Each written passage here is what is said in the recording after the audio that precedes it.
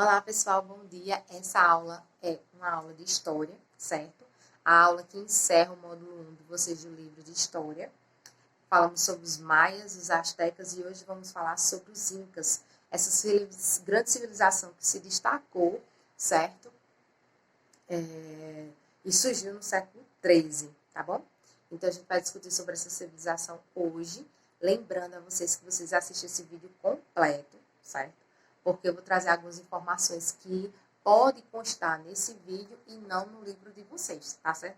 Eu posso estar até pedindo uma atividade para vocês fazerem e a resposta está aqui nesse vídeo e não no livro, tá certo? Então, existem várias informações que eu gostaria de trazer e que o livro de vocês não traz, não aborda e eu vou abordar, certo?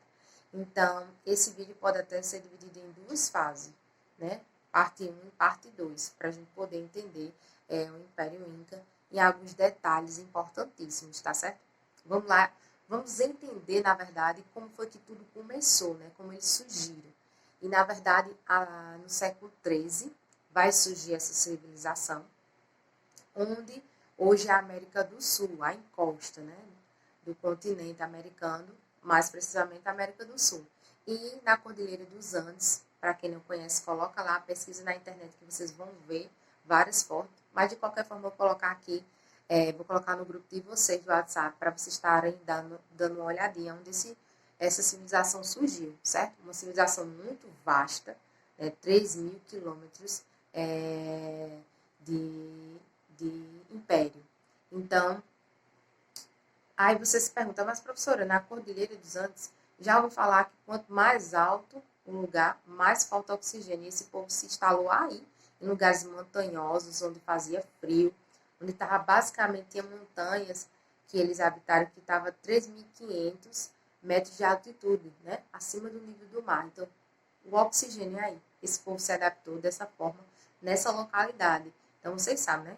Aquela questão do oxigênio, aqueles alpinistas, né, que escalam, levam até cilindros de oxigênio, porque quanto mais alto, mais vai ficando, o oxigênio vai ficando escasso, e aí é necessário esses cilindros. Então, esse pessoal aí se instalou nessa localidade, certo? Então, eles foram conquistando, o Império foi conquistando povos que já existiam, certo? Antes dessa civilização surgir, já existia na localidade, certo?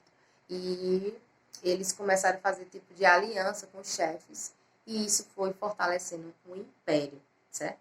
Então, só para dar um dado a vocês, no século XIV, fala até no livro de vocês, no século XIV, né?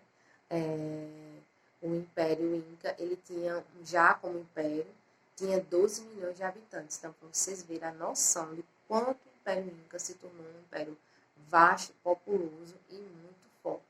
Então, nessa localidade dos Andes, eles se instalaram, certo? E muitas coisas que a gente vai tratar aqui nessa aula, vocês vão perceber como eles se adaptavam bem ao espaço geográfico onde estavam inseridos, certo? E a gente vai ver essa realidade, o respeito com a natureza, interpretando como a natureza funcionava, agia, eles se adaptaram nessa localidade, tá certo? Nesse mesmo período, quando a civilização estava surgindo aqui na América, lá na África estava florescendo, né, o Egito, a civilização egípcia, que vai ser ao longo do Rio Nilo. Na verdade, ainda não se conhecia o continente americano, mas é só para trazer um dado para vocês, o que estava acontecendo ao mesmo tempo que estava surgindo o Império Inca aqui na América, certo? Então, existe hoje algumas pesquisas arqueológicas, né, que vai apontar que muitas cidades, né, algumas cidades incas, uma das mais antigas que existiram no Império. E aí a cidade de Caral, né, uma das cidades mais antigas do mundo, que é uma cidade inca, e também mais antiga da América, foi encontrado vários vestígios de artefatos dessa civilização que ajudou a uma análise mais profunda sobre essa civilização, tá certo, gente? E aí, trazendo para vocês, né, eu falei para vocês no começo dessa aula sobre povos, né, que habitavam já ali aquela região que foi conquistada, né, pelo Império Inca. que se fundiram, uniram ao Império Inca. E esses povos, um desses povos foram os Nazcas. E a título de informação, não traz um livro de vocês, só cita. Eles tinham o costume de desenhar grandes animais, que só dá para ver através do espaço, ou muito alto, né? Em grandes altitudes dá para ver esses enormes animais que eles desenhavam, né? E também linhas geométricas, que só dá para ver a partir do espaço nessa localidade. Então, esse é um dado importante, interessante, que sobre um desses povos antigos que já habitava ali e que foi conquistado, né, se unir ao Império Inca, tá certo? E aí, existem vários mitos e histórias sobre como surgiu essa civilização, certo? Nos Andes. E eles não dominavam a escrita, assim como tão bem quanto os maias, né? Que a gente viu, os maias que desenvolveram uma escrita bem elaborada.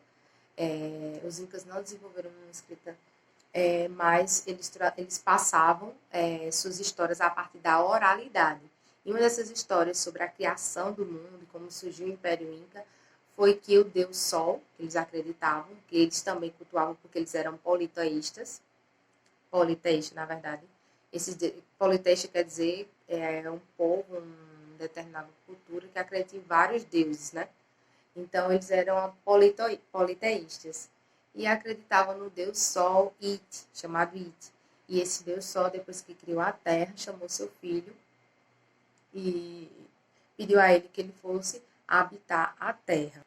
Então, esse Deus Sol, quando ele pede, né, ao seu filho Yamanco, então seu filho pega a sua esposa, Mamaoko, e vai até, ele diz na história que eles se vestem muito bem e surgem do lago Titicaca, é um lago que existe nessa região. Então, ele surge das profundezas desse lago com um cetro, Yamanco e sua esposa Mamaoko. E aí, eles chegam até uma região justamente onde surgiu o Império Inca, e com o cetro, esse cetro ia dizer a eles aonde, indicaria o local onde seria o lugar ideal para povoar a terra.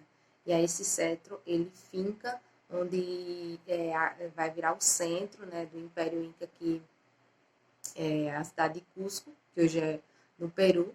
Então, lá vai se fincar o cetro e vai surgir a civilização Inca, certo? Então, eles vão ensinar, o Yamanco e a Mamaoko vai ensinar ali aos povos, às pessoas que estão ali naquela localidade, a plantar, a colher, como devem viver, né? Como eles devem fazer para sobreviver. Então, a partir dele, ele vai se tornar o primeiro imperador. Então, o primeiro imperador, para os incas, eles acreditavam que era uma divindade, certo? Yamanco. E aí, esse Yamanco, a partir disso, vai dominar o Império Inca e vai se tornar o primeiro imperador. E os que vierem após ele também vão ser considerados sucessores de uma divindade, e também vão ser considerados divindades. Então, assim, os imperadores incas tinham essa visão. O pessoal via o povo, né, via eles como divindades. Então, justamente nessa região, né, do Cusco, que o significado significa umbigo do mundo, Cusco significa isso. E aí nessa região vai surgir, né, vai ser tipo a capital, né, o centro do Império Inca. E o Yamanco, que vai ser o primeiro imperador, vai passar, né, para os seus próximos sucessores imperadores, ser também considerado uma divindade, tá certo? Então, assim, eles acreditavam a ideia de surgimento desse império, que vai ter grande força, né? Vai surgir e vai se tornar grande, imenso, certo? E aí, um dado interessantíssimo, né, é sobre a questão da agricultura dos incas. Né? Eles, como eu disse a vocês, né, eles se localizaram nos Andes, né, em montanhas, ali naquelas localidades. Então, nessas montanhas, não existia terreno plano, vocês sabem, montanha, né? Já está dizendo, né? Não tem terreno plano. Então, como eles não tinham terreno plano para plantar, eles pensaram numa forma de plantio, assim, de cultivo, em terraços. E esses terraços eram na encosta da montanha. Eles iam descendo assim os terraços. E aí esses terraços, que foram chamados de andames, né? Tinham canais. Esses canais passavam água, exatamente. Eles já, nesse período, uma civilização. Aí a gente pergunta, né? Quem é avançado, né? Somos nós, né? Ou eram os europeus que nem tinham em suas cidades, antes de chegar aqui, pouco antes de chegar aqui, não tinha nem esgoto, né?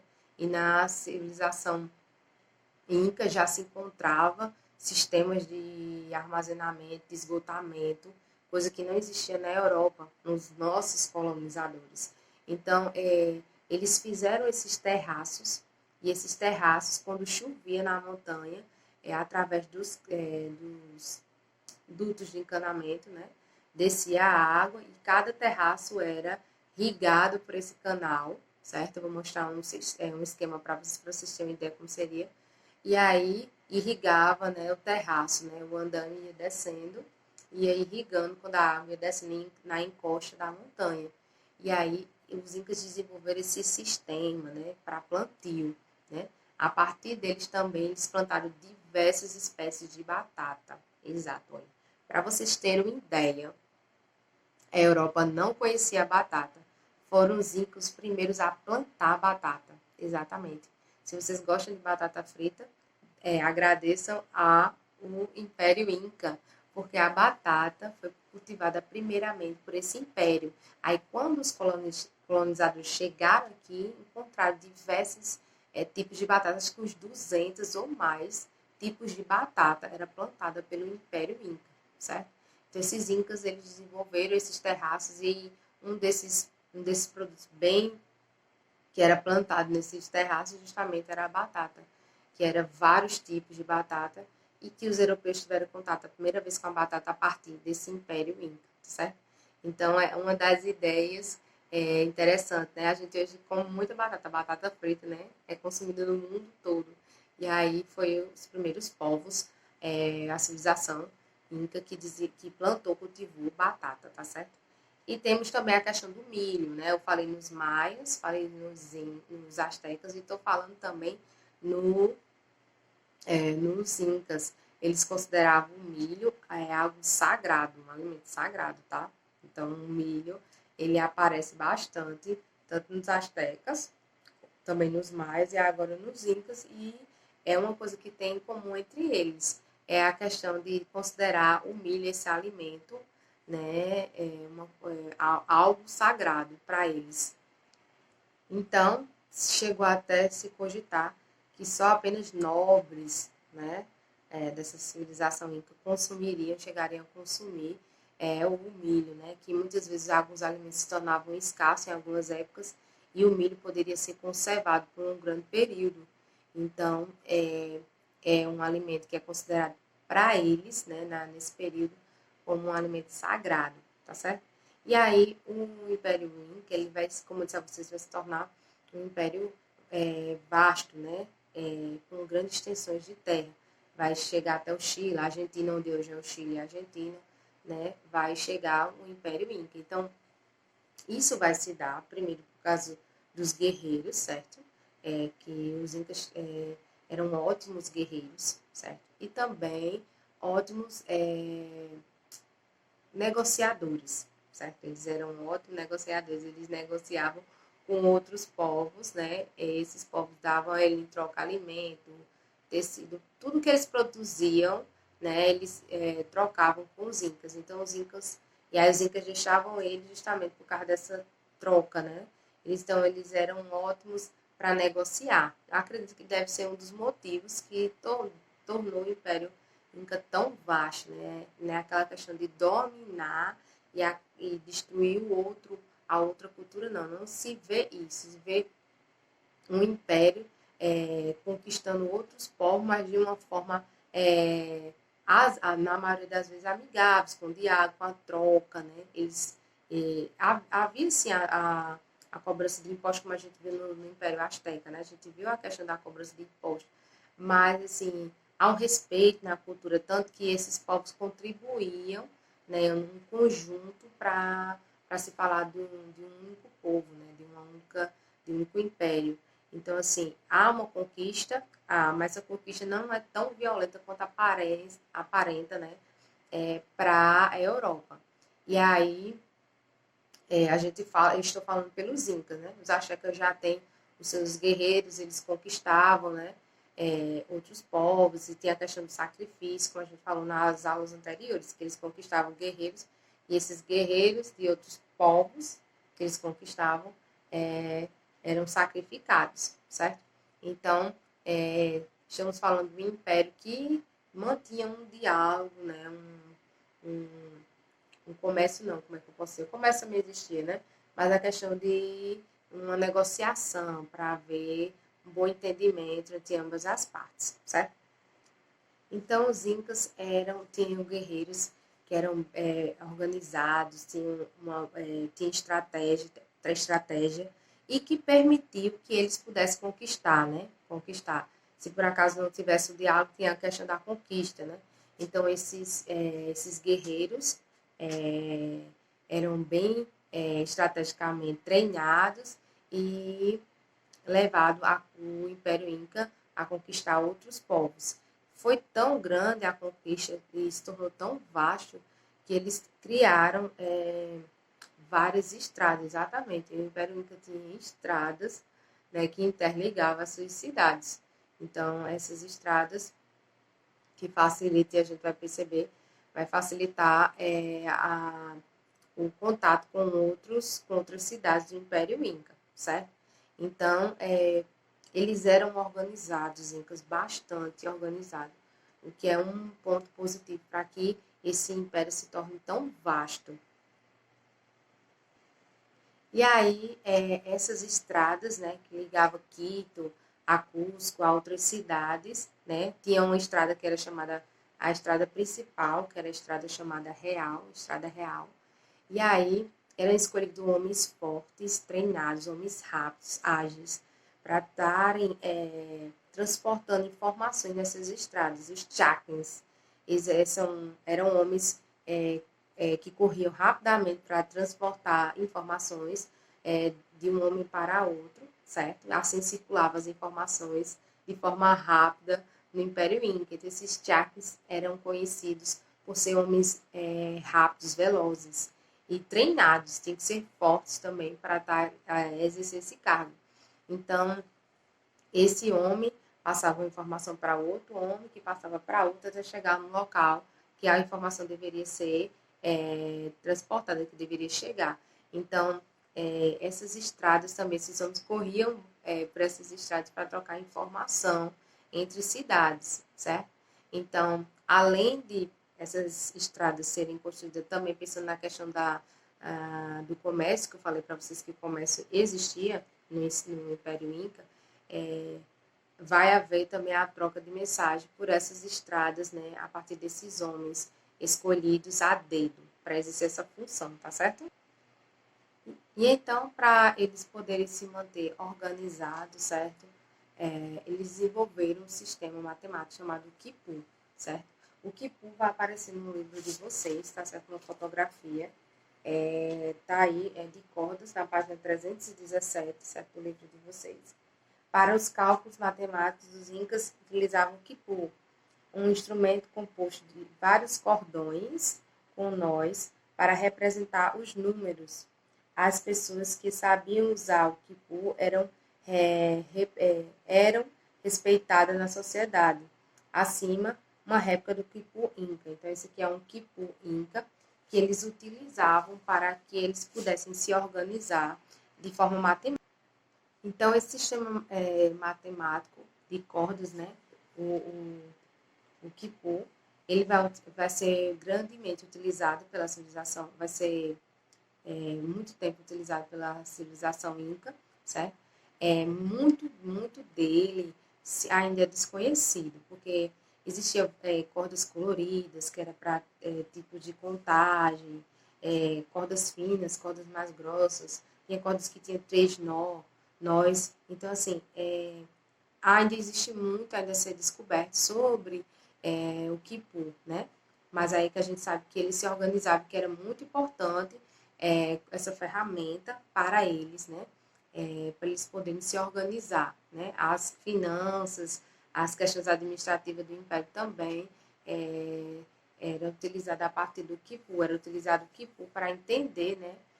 A questão como estava o lucro, a questão da colheita e outras coisas mais, certo? E aí no livro de vocês, na página 317, que vai falar sobre a sociedade Inca, vai dizer como a sociedade Inca estava dividida, tá certo? Eu vou ler aqui para vocês terem uma ideia. A sociedade Inca era dividida em classes, assim como os astecas, que a gente viu nas aulas anteriores, né? Compunha a classe privilegiada, o imperador, chamado Inca, que ele tinha sua área de lazer, era considerado uma divindade, que eu já falei, mas trabalhava bastante, certo? Seus familiares e as pessoas que ocupavam altos cargos no governo. Os sacerdotes, os chefes de guerra e juízes, exatamente, eles tinham juízes. Olha como a civilização é avançada, né? Esse império é muito avançado. Então, só a dado de informação, o imperador ele podia ter várias mulheres, mas existia uma que era adorada e cultuada como se fosse a deusa Lua, né? Então, essa mulher era considerada sagrada. Então, tinha essa mulher que era a privilegiada, né? Que estava sempre ao lado do imperador e tinha seu lugar de destaque, mas ele poderia ter outros esposas, tá certo? Então, aí, só repetindo para vocês, seus familiares, né? E as pessoas que ocupavam o alto cargo no governo, como sacerdotes, chefes de guerra e juízes. E essa aí é a classe privilegiada, certo? Então, essa é a que está no topo da pirâmide, tá bom? Composta principalmente por artesãos e comerciantes, como eu falei, o comércio existia, né? Através das grandes estradas incas, que ligavam uma cidade à outra, estava a classe intermediária, certo? Abaixo da classe privilegiada da população. Os agricultores formavam a classe menos favorecida da sociedade, certo? Então, aí eu queria dar um dado a vocês sobre essa sociedade. Não existia pobreza no Império Inca. Exatamente isso que eu estou dizendo a vocês. Essa ideia de pobreza que a gente vive hoje em países principalmente subdesenvolvidos, essa ideia de pobreza não existia no Império Inca. Porque o imperador, mesmo gozando de privilégios e a sua família, os juízes, né? E os sacerdotes, a classe privilegiada, eles gozavam de privilégios, de riquezas, né? Era um império muito vasto, muito rico, mas o imperador fazia questão de garantir, né, comida e trabalho para todo habitante do Império Inca. Exatamente, a pobreza não existia. E se eu disser a vocês que a pobreza existia, porque temos um império aí que vai chegar ao fim, certo? Mas ao longo de boa parte da sua história, não existia a pobreza nesse império.